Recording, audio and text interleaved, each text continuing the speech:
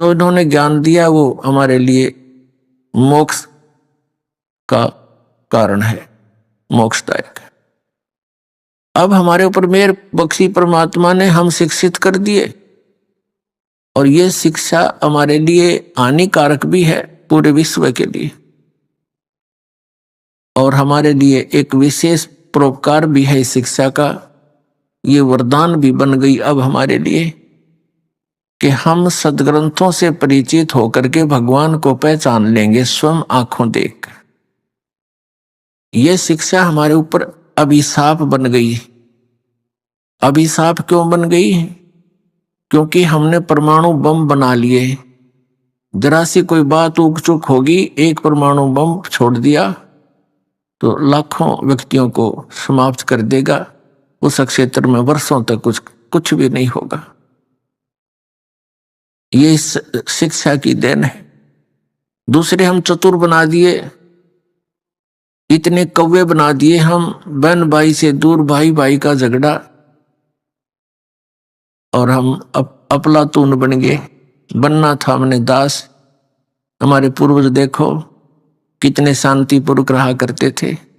2 रोटी भगवान देता, झोंपड़ियों में रहा करते थे, कच्चे पक्के मकान बना करके शांत रहते थे।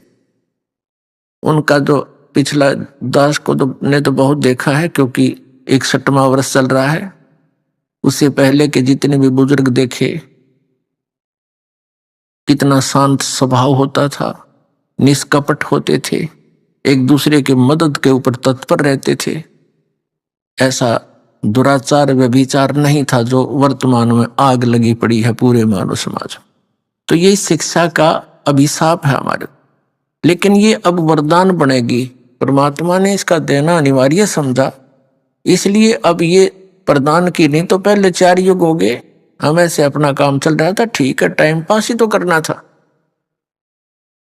इस संसार में देखो गुरुजन होते हैं, गुरु का अर्थ यही होता है कि वो अपने सिलेबस को स्वयं जाने, फिर विद्यार्थियों को सरल करके समझावे।